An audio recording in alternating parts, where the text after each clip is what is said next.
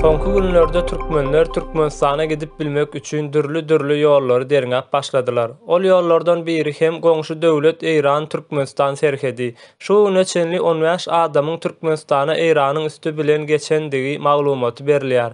Eýranyň üstü bilen geçmek mümkin bolandygyny eşiden watandaşlar Eýrana dogry hüjüm etdiler.